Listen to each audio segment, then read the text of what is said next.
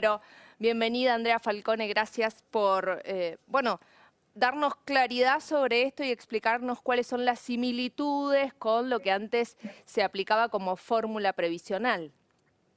Bueno, eso que decías es correcto. Entre el año 2009 y el 2017 tuvimos una fórmula que en ese momento fue un gran logro porque era la primera fórmula de movilidad automática que existía.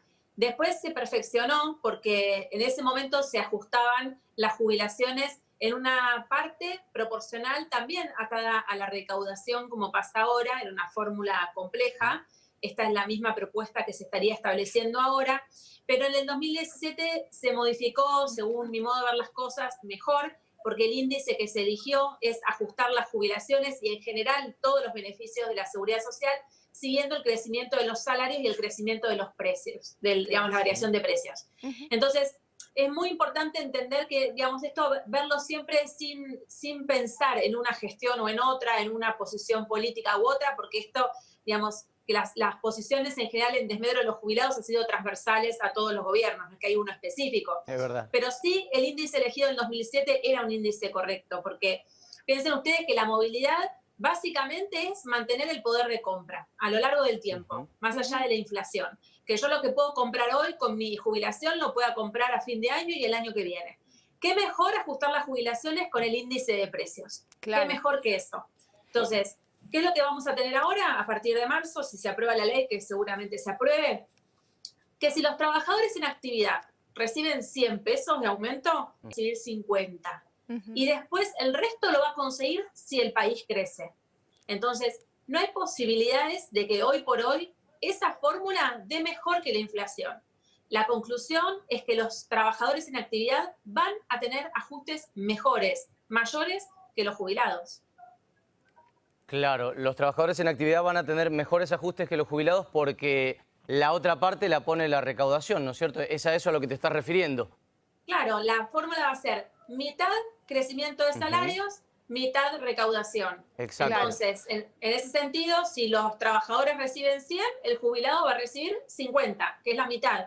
Claro. Y después lo otro lo va a tener que lograr si el país crece. Si no crece, no va a lograr más que ese piso de 50. Literalmente eso leía esta mañana en relación a esto y pensaba justo plantear una fórmula atada a la recaudación para nuestros jubilados cuando sabemos que estamos por la pandemia, porque ya veníamos en crisis y demás, en un estancamiento total. Por la evasión también, se pierde mucho de recaudar.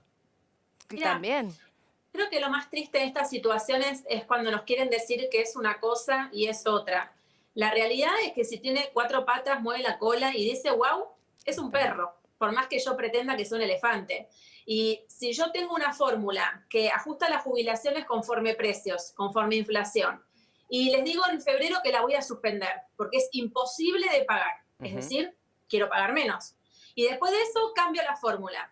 ¿Qué nos parece? Saqué la inflación de la fórmula, ya no está más la inflación en la fórmula. ¿Es para pagar más o es para pagar menos? Es para pagar menos. Esto es una realidad. Entonces, cambio la fórmula para pagar menos, pagando el costo que se pagó este año con la suspensión de esa fórmula, porque estuvimos un año sin movilidad automática. Exacto. Y después pretendemos pensar que la recaudación en el año post pandemia va a ser buena. Y entonces los jubilados le van a ganar la inflación. No, ahora, o sea, hay gente grande, vulnerable, no son tontos. Es un tema, Andrea, y me encanta cómo lo estás explicando, es un tema que no debería ser factible de llevar al relato, porque es cuestión de sacar un par de cuentas, de sacar un par de números. ¿Cuánto se hubiera ganado en 2020 si se mantenía la misma fórmula y cuánto terminaron ganando los jubilados con estos aumentos discrecionales que se les dieron? Es muy simple esa fórmula, han perdido entre el 7 y el 18%. Todos los jubilados han perdido, acá no hay discusión. Claro. Pero más allá de esta situación de este año, hoy realmente fue muy duro para mí leer algunos, es como si los especialistas tomaran partido, ¿no? Entonces, según si están de un lado o del otro de la grieta, opinan una cosa o opinan otra. Los especialistas somos técnicos, no opinamos sobre datos para inclinarnos hacia donde nos conviene. Digamos, acá hay que ser con datos duros y concretos. Claro. Si el presidente me dice en febrero que no puede pagar la movilidad porque es imposible de pagar y la suspende, y después propone una fórmula donde me saca la inflación del juego y me dice que va a ser, bueno, si al país le va bien, ustedes cobran. Si al país le va mal, ustedes cobran menos. O sea, estamos asociando a los jubilados. Que me podría decir un economista, que creo que sería mucho más honesto, que los jubilados van a perder. Ahora, bueno, los recursos son finitos, son determinados, son escasos y no se pueden inventar. Eso es otra discusión. Ahora, aunque un economista me diga que los recursos son limitados y que no, digamos, también entre los abogados previsionalistas está esta discusión de si es sustentable o no el sistema, creo que lo que tenemos que ver es que está bien, todos los beneficios de seguridad social son 50-60% del presupuesto de la Argentina. Sí. Entonces, tocando la movilidad, toco el 60% del presupuesto. Pero no podemos dejar de pensar que un jubilado de la mínima, que son el 50%, cobran 18.000 pesos. Pero yo les voy a dar otro dato más. Un jubilado con la jubilación media son 28.000 y la jubilación máxima son 121.000. Lo que estamos diciendo es 18 la mínima, 28 la media, 121 la máxima. Y lo que esto te muestra es que la gran mayoría de los argentinos jubilados gana entre 18.000, 28.000, 30.000, andan ahí. El 75 cobra la mínima, dicen. El 75% de los jubilados. Un poquito menos después de la reparación histórica. Estamos bien. entre el 55 y el 60%. Bien, Pero bien. la verdad es que la jubilación media igual es muy baja, es la mitad de la canasta básica. Claro. A todo esto, esta nueva fórmula que de aprobarse se aplicaría a partir del año que viene, lo que haría es plantear ajustes semestrales, como lo decíamos, de acuerdo a la recaudación y al salario, al movimiento del salario de los activos, pero también con un tope, ¿no? Sí, con un tope. También en su momento se dijo que iba a tener un piso, que ese piso no lo encontramos solo el tope. Ahora, sí. El piso iba a ser que una especie de cláusula gatillo, que no está, que si realmente el aumento queda muy lejos de la inflación iba a haber algún tipo de compensación. Eso no está. Y además hay una pérdida acumulada del 20% para los jubilados y nos preguntamos si eso se iba a compensar o ya lo pasamos a pérdida definitiva. Pero creo que como mensaje, como sociedad, es una situación muy dura porque es seguir diciendo pasan las décadas, pasan las gestiones y siempre el recorte va al mismo lugar y los vamos poniendo ya casi en una situación de indigencia. Sí, ¿no? Cuando nosotros estamos camino a ser jubilados, o sea, yo tengo 40 años y pienso, bueno, ¿qué va a ser de mí cuando tenga 60 o 65? No, y vamos a estar en la misma situación. La realidad es que la mayoría de los jubilados de nuestro país que no tienen el apoyo familiar la están pasando muy, pero muy mal. Sería interesante hacer el ejercicio de vivir con 18.000 pesos, más allá de la cantidad de créditos que han sacado para poder sobrevivir estos meses y que los tienen que pagar a tasas usurarias, porque además ANSES este año no estuvo dando créditos. Pero ese ejercicio de vivir con 18.000 pesos, porque a mí me pasa hoy, nosotros somos 4 en mi casa, pero yo pongo 10.000 pesos en la billetera y cuando pasé por 3 negocios a comprar carne, verdura, me quedé sin nada. Entonces, ¿cómo puede hacer una persona para vivir con 18.000 pesos por mes con las necesidades que tienen los adultos mayores? Andrea, que muchos no se pueden mover colectivos, necesitan remis. Dos cositas. La primera, sobre esto que decíamos de ANSES y de las tasas usurarias a las cuales tienen que pagar los créditos o los préstamos los jubilados, sin mencionar que se ha suspendido el incremento de estos préstamos o de la cuota por la pandemia. Esto es importante recalcarlo, porque si no parece que uno apuntara todo hacia un lado. Lo otro que quería decirte... No, de nuestra parte. Ha sido una gran medida, pero los jubilados necesitan crédito hoy. Claro, y no han estado dando.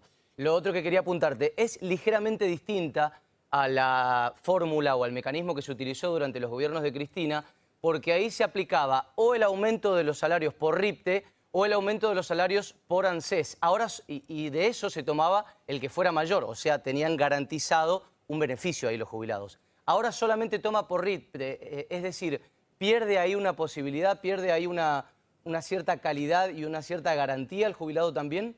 Porque va a ser menor, obviamente. Se pierde la garantía de lo que va a ser mayor, pero igual te digo que el truco no está ahí, el truco está en que los datos que se utilizan para la mitad de la fórmula, no para la parte del RIPTE, son datos que tiene en tiempo y forma solo el gobierno. Entonces nosotros, los especialistas, no tenemos forma de controlar en forma inmediata, sino solo de proyectar cuánto podría ser.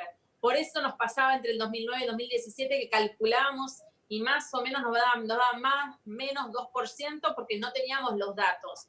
La verdad es que la mejor fórmula era 70%, o sea, decir, bueno, como suben los precios, como suben los salarios, hago un mix, y aumento de las jubilaciones para que conserven el poder de compra. Eso yo lamento realmente en lo más profundo de mi corazón tener que decirlo con esta crudeza, porque sé que los jubilados no pueden recibir un golpe más, pero no puedo dejar las cosas claras porque veo comunicados oficiales hoy diciendo que le van a ganar la inflación y creo que se merecen no seguir ilusionándose.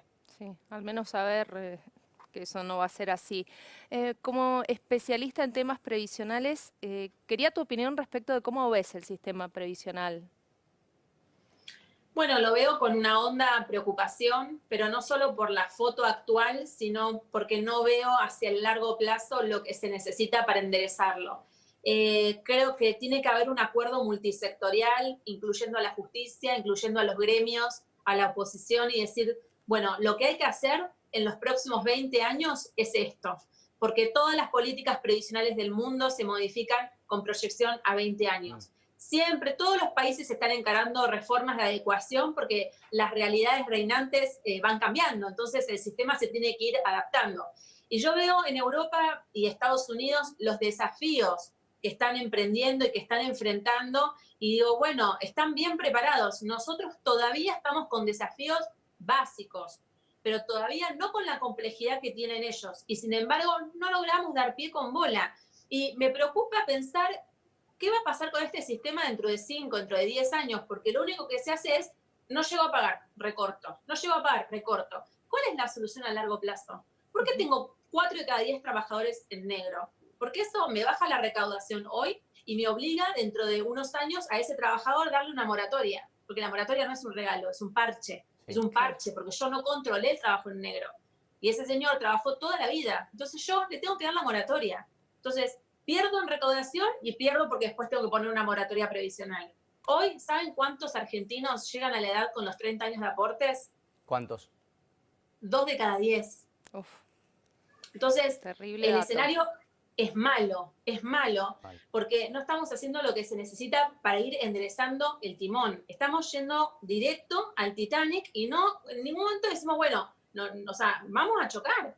Entonces, me preocupa esta falta de consideración, porque malas medidas, si seguimos tomando, la jubilación va a ser cada vez más baja. Va a ser cada vez más baja porque no alcanza, y eso está claro, pero todavía tenemos mucho por hacer.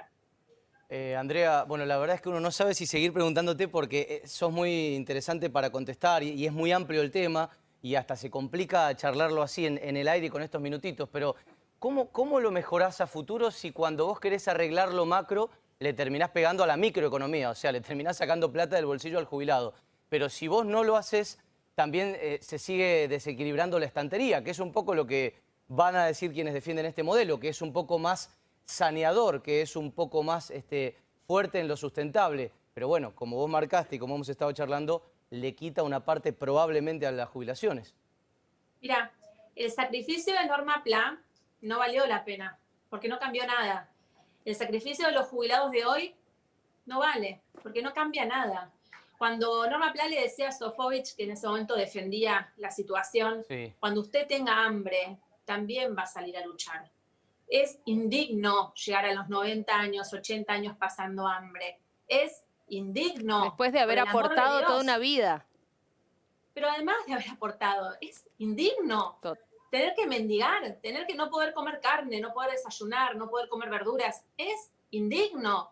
¿Qué día lo van a entender? Entonces a mí me preocupa que Norma Pla se sacrificó para nada. Nuestros jubilados de hoy se sacrifican para nada. Y nosotros vamos a vivir lo mismo o peor dentro de 20 años. Entonces es momento de decir, hasta acá. Consensuemos que las generaciones de jubilados de los próximos 10, 15 años la van a pasar mal, pero esto va hacia algún lugar, hacia algún lugar. Bueno, pero evidentemente no es la prioridad. Digo, ¿has escuchado algún proyecto de reforma previsional? Hay proyectos de reforma, no sé si están bien enderezados, no son tan abarcativos. Pero que se pongan en agenda y que se discutan y que generen.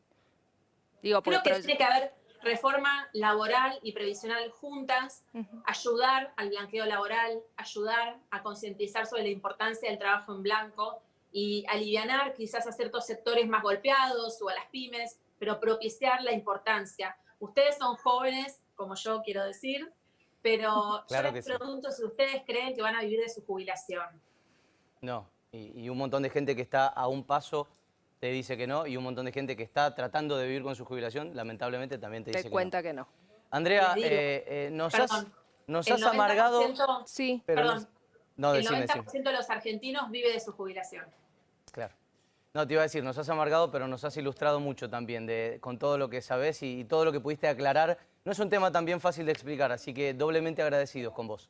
A ustedes, hasta luego. Gracias, hasta luego. Bueno, ahí estaba. Clarito. Sí, la verdad es que es un tema muy amplio. Vamos a cambiar de página, así seguimos con el programa, pero muy interesante lo que decía Andrea. Chau, gracias.